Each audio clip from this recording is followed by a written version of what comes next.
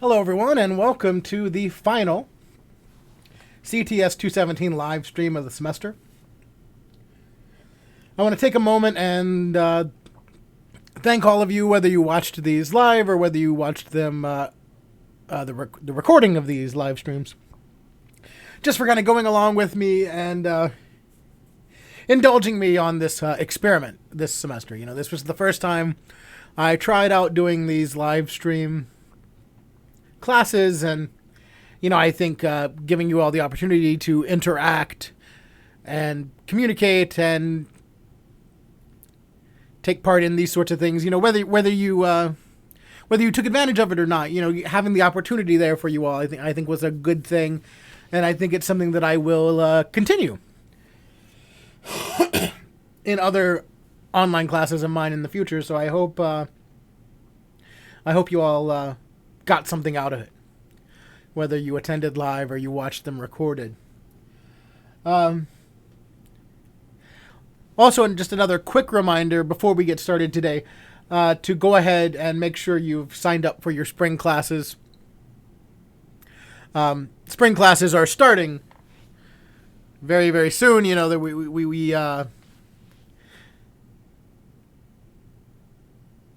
a lot of things have been changed in terms of how the schedule is dealt with, in terms of how classes are managed at the administration level. So, I know normally a lot of you like to wait till the last minute to see, okay, I'm going to go ahead and register for the class I need at the last minute because I know it's going to be there and I know it's going to be available at the time period when I want it to be available, or in the delivery method in which I want it to be available. But things have kind of changed. So you need to kind of make sure that you're looking and you have an understanding of how your schedule is going to look for the spring. So please make sure that you do that. But today in our final live stream for the semester, CTS 217, we're talking about building a user support utility toolkit. So in building a user support utility toolkit, essentially what we're talking about, kind of like Batman's utility belt here.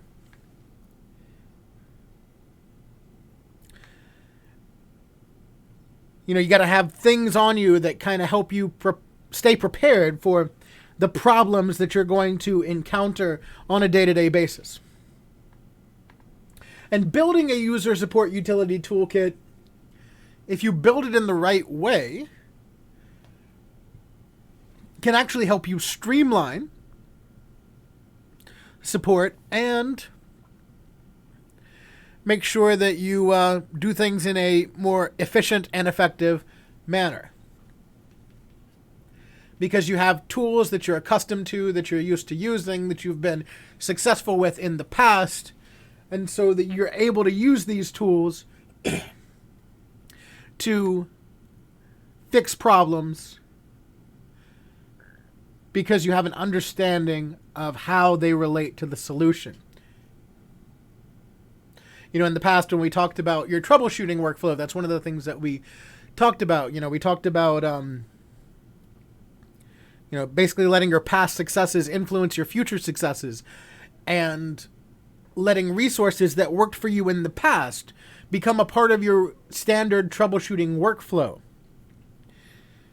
So this is essentially about how to build a toolkit that is going to become a part of your troubleshooting workflow to help you build on and create future successes in the help desk area, in the tech support area. So, we approach this concept with, sort of the Boy Scout motto in our head, be prepared. So we're coming at this with the idea of preparation and how proper planning and preparation allows us to ensure success in the future. So let's talk about the role of support utilities really quickly. when we look at support utilities for support specialists, we have this software to essentially do 4 different things. So when we're building out our utility belt, if we're thinking about it like that Batman utility belt that I mentioned, when we're building out our utility belt, we want to have software that is on our utility belt that does these 4 different things. We want to be able to diagnose and repair user problems. We want to be able to locate information about common questions and problems. We want to be able to prevent common problems. And we want to increase the productivity of the support specialists. So you want to be able to increase your own productivity. So let's break these down for a minute and talk about what each of these mean. Diagnose and repair user problems. So in this instance, we're talking about things that have already happened. So we're looking at software that can help you do diagnostics on and run fixes on existing issues.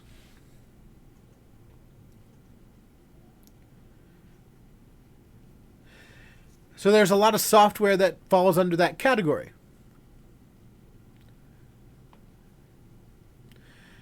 There are entire boot disk ISOs that will run diagnostics on memory, on graphics cards, on storage, and we can utilize those to help us diagnose the problems. We can also utilize antivirus software in a similar sort of way. We can run antivirus software to see if a user has a virus on their computer, and we can use that antivirus software to remove these viruses from their computers. Another is locate information about questions and problems. So this is a knowledge base. You might want to, so we're utilizing knowledge bases, whether they're in your ticketing system or whether you keep like a journal in some kind of software where you write down things that you've encountered before and how you fixed it, or you have a reference manual that's in software. These are resources where you can go get information. Prevent common problems. What I like to do, what I have on my flash drive that I like to use for when I do repairs for people is I have a certain I have a certain folder on there where I have installation files for different pieces of software where they help the users prevent issues that could happen. Do preventative maintenance. So, I'll have, say, AVG on there. And I'll keep the installer up to date. And I'll let that installer install on the user's computer so that they can have an antivirus software on their computer if they don't have one. There are also utilities where, you can kind of create a bundle in an installer, and that bundle will go ahead and download and install the most up-to-date version of all of those installers. So those things are kind of useful to have. Things like Ninite. So, just having these resources that you can give to your users that they might not be aware of or they might not have, that you can also educate them on, that can prevent them from having these common problems in the future.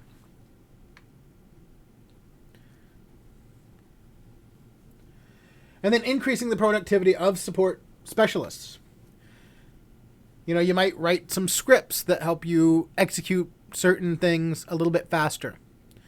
Maybe if there's a few commands that you like to run to execute a certain common action that you need to do for support, You might turn that into a bash script or a shell script that you can just double click and run that'll do it automatically for you. Or you might write your own little piece of software that'll run several different things for you. Or find something that exists that will automate the process for you.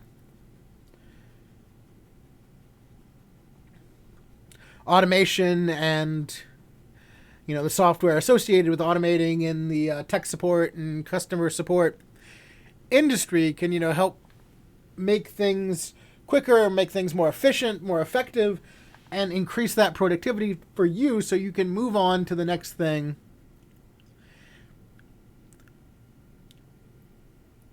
without having to dwell on these little minutia of the everyday tasks that you have to do for quite as long as you normally would. So these are the big four of the reasons why we need to have these support utilities, or the big four types of support utilities we need to keep on our tool belt.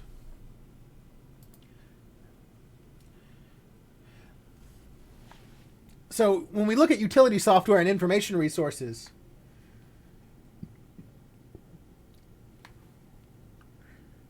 you'll notice that when you read your textbook, the textbook does talk about some different types of utility programs and information resources and all that kind of stuff, but really that's not a recommendation. Just because that software is in the textbook, I'm not telling you to use that, and really the textbook isn't telling you to use that. That's just an example that was pulled out by the textbook author that they found useful. So that's something to consider as you think about building your own utility resource toolkit. Before you decide what you want to use, you got to kind of remember that everything that you choose to use is going to be tailored to your own successes. What has been successful for you in the past. And we also have to think about the constraints that we have in our current environment and the needs that we have for certain pieces of software, for certain resources that would require us to have one thing over another thing. So before we use any piece of software, any piece of utility software, there are some things we have to consider. One is that every piece of software that we want to consider putting on our utility belt, if you will, has to be researched. And in researching it, we really, it's like when we made the recommendations for software and hardware for our end users and all that kind of stuff as well. We really want to get our hands on with that to really truly understand what's going on with this software. So in order to be able to fully understand a piece of software and its usefulness, we need to research it and understand it kind of cognitively, but we also need to get our hands on it and test it physically. See how it works. Because on paper it could sound really great, but then when we get it into the real world, it might not execute its functioning as well as we might want.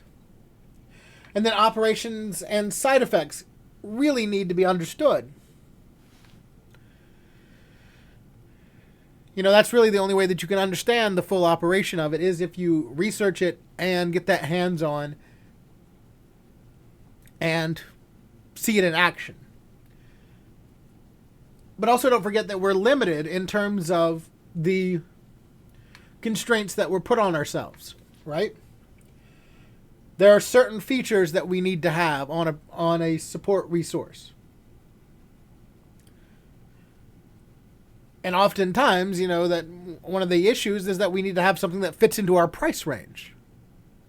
Ideally, we want something free that we can throw on a flash drive, that we can, that's good, that we can give to a user when they need it. Or we can use with a user when they need it. But in doing so, we also need to understand the limitations and the features of that software. Does it do what we want it to do? Can it do what we want it to do? If it can't, then we need to start looking elsewhere to see if we can find something that will. So that's something that we have to consider about this software and the things that we find. What are its features? What is the price of this software? What are its limitations? And there are a lot of different price points of utility software options. And I'm not really going to go over this very much because, we should all know this by now. But I mean, because utility software comes in all different sorts of price points. We have freeware, donationware, shareware, open source, and commercial. Ideally, in my opinion, as an individual, if you're operating independently and you're creating your own independent utility toolkit, you want as much of that utility toolkit to be open source as possible.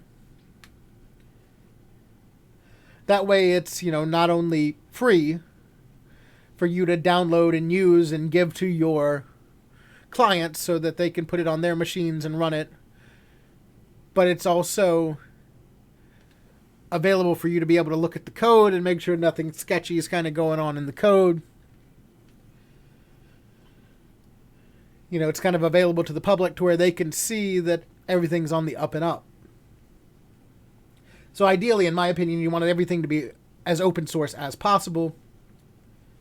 But you might need some freeware, you might need some commercial proprietary software in there to kind of help round out your toolkit, just because that's what you need based on features and limitations thereof. So, these are things to consider as you're working on building your toolkit.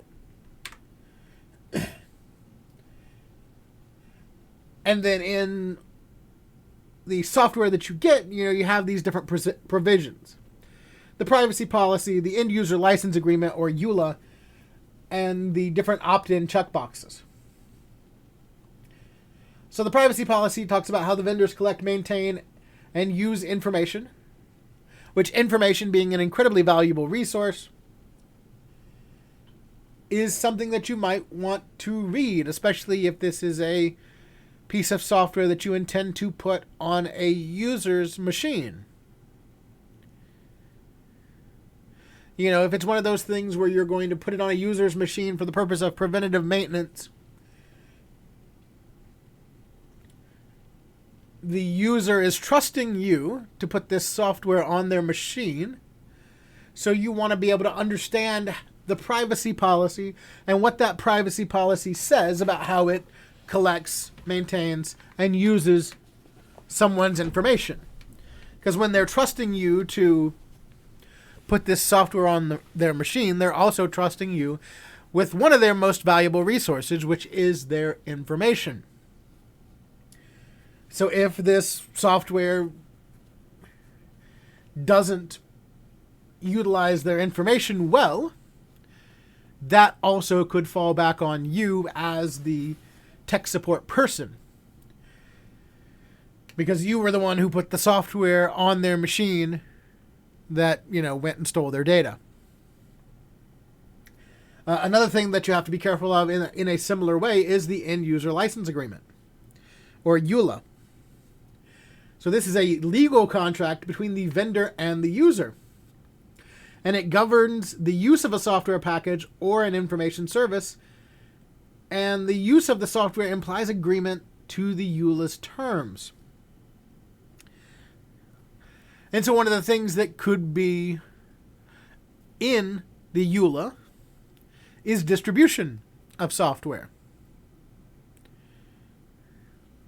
So you have to kind of read this, and we don't normally want to read this because it's, it's just a huge wall of text, and it seems like that, if we spend our time reading this, we'll never get on with our lives. But we need to understand whether or not we're able to distribute software, if it's something that we want to install on a user's computer. We need to understand how the relationship is set up between the vendor and the user to see how we can use this. Maybe we might not even be able to use it at all in a tech support context. It might only be able to be used in a personal context in the way that we're trying to do it. And when in violation of that end user license agreement, there could be, most often there is not, but there could be some legal ramifications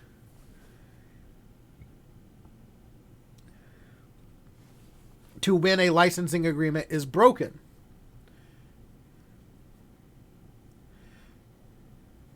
You also have to be careful about opt-in checkboxes. This is an input form on a download website, or it even could be during an install of software that requires you to agree to specified services and provisions. And one of the things here is that not all opt-in boxes are obvious and straightforward. Some of these softwares like to be a little tricksy. They like to kind of try to shoehorn in little checkboxes that will start off checked by default to try to get you to download software that you did not intend to download. And when you download and install that software, you might know all about the software that you intended to download to put on the machine, but you didn't know anything about this secondary software that you accidentally installed based on a previously checked opt-in, which would technically be an opt-out checkbox if it's already checked.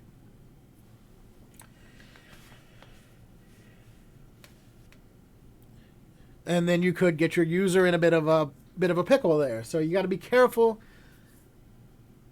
about the installation process with all these things, and read these documents that you normally would not want to read, because they're there for a purpose, and they're there to help protect you legally and protect your clients legally.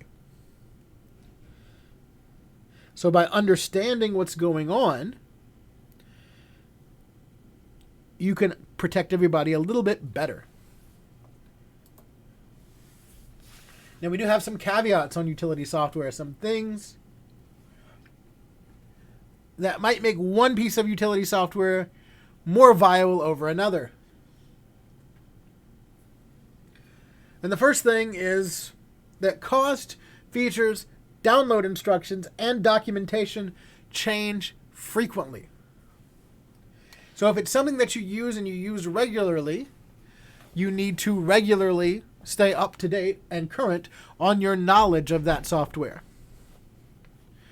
You can't just say, oh, I know about this software, I know how to use it, I know what it's all about, I'm going to take my knowledge for granted of it. Not good enough. Something that might be free today in 6 months might cost $50 and might have a different set of rules for what you can do with it. So you have to be aware of that. Especially if it's something that you use and you love to use, you need to keep an eye on what's going on with it. You can't just take for granted that you know all about it. Because one day that might change, and then that tool might become unavailable to you, in which case you need to be able to switch and find something new. And if you can't find something new quickly enough, then you don't have a tool to do something that you need to do. Another is that open source freeware and shareware utilities may not include all features of commercial utilities. And this is often the case. But one of the things that might be useful here is that you might be able to find, 2 or 3 open source utilities that could do what one commercial utility could do. And that's fine. That's just something that you have to be aware of as you approach the situation. Trial versions of utility software may have disabled features or time limitations. Again, just something that you have to have awareness of. And finally, vendors of free utility software may encourage users to purchase their commercial version in less than obvious ways. And I mean, you probably have seen all of that. You know, like you get emails, you get little pop-up windows, and sometimes those pop-up windows can be what we call dark patterns in the user experience industry. And, you know, they can kind of make you think that your computer is at risk for something, but really all it's trying to do is to sell you the premium version of the software. Right? And we call that a dark pattern. You know, it's trying to... It's something that is trying to get you to do something that you wouldn't otherwise do by using UX, UI tactics to make you think a certain way and do a certain thing. So in those cases, it's trying to make you click on this box by thinking that you have some kind of infection on your PC or something of that nature, when really it's just an advertisement for the premium version of the software. So this is something that you have to be aware of that exists and educate your users on that if it's something that you want to use and install on your end users' machines. Got some more here. Software utilities offered as free downloads may require payment to use some features. I mean, we've all seen that in phone apps especially, where certain premium features are behind a paywall. Again, that's something that you have to be educated about. Opt-in checkboxes we've talked about.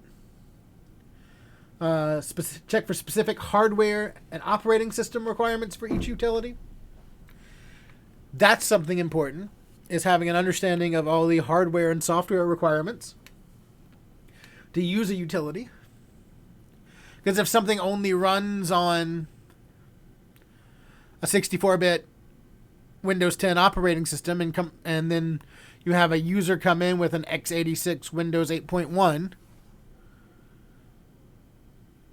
that utility software is not going to work, and you're going to have a backup for it. You're going to have some kind of alternate means of being able to do the thing.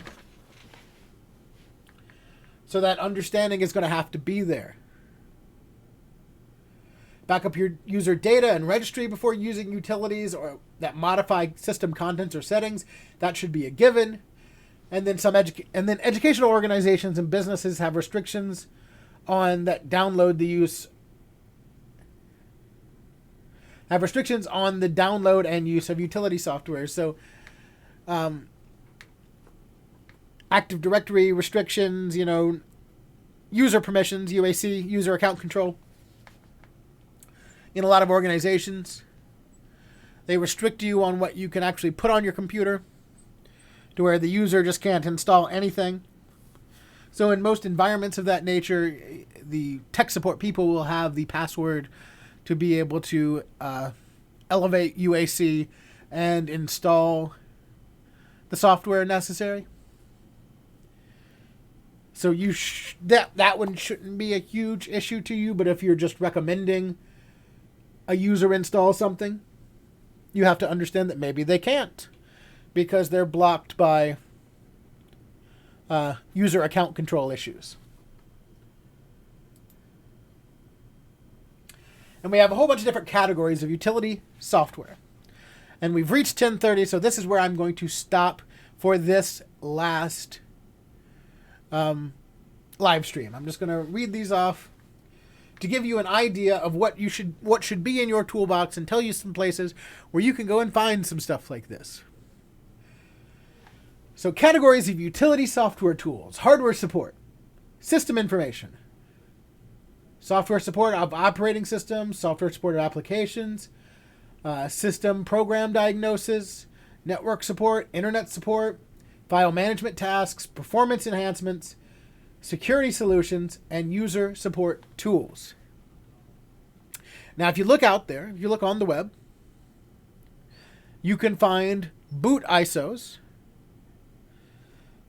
that you can install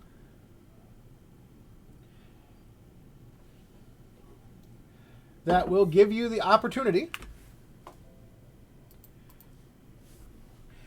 to have a bootable disk that will give you all of these tools.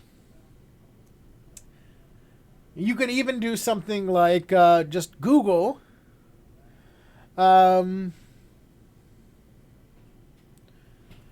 system diagnostic boot disk.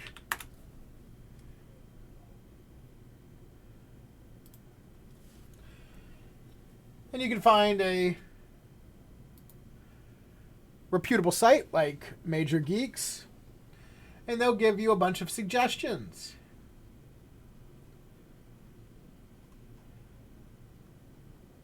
Me personally, I have a flash drive sitting in a desk drawer here. It's red, that has a copy of Hiren's boot CD that I put on it on a bootable flash drive,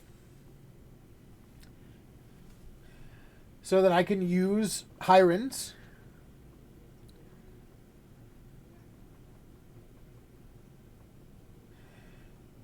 and there are all sorts of other options here.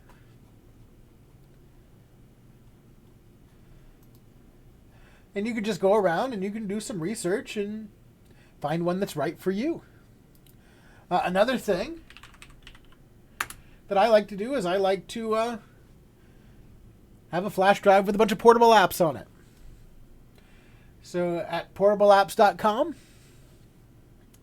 you can find all these utilities, whether it's some IDEs and different portable servers for web development, different web browsers and FTP clients, SSH clients, diagnostic clients for web connections, different security, antivirus, anti-malware, spyware removal, all sorts of different utilities for various different things.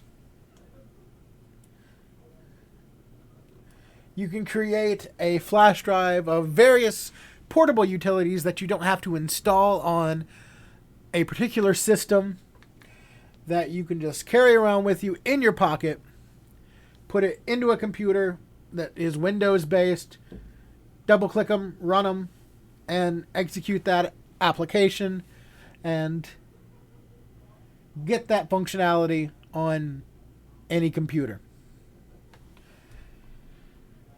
And you can see there's tons of stuff here, so you can just find the stuff that's right for you.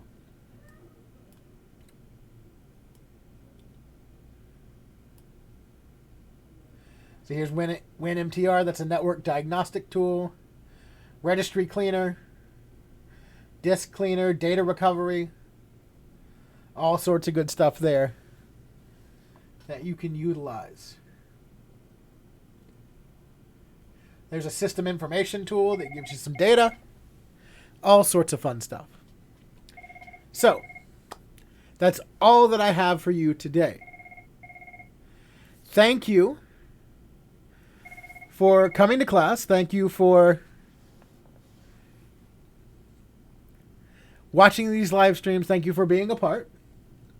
I'm going to hang out in the chat for just a moment, just in case anybody has any questions. But that's all that I have for you today. Normally I'd say see you next time, but there won't be another live stream for this class.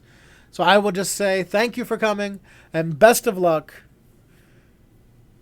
See you next semester, maybe. Thanks.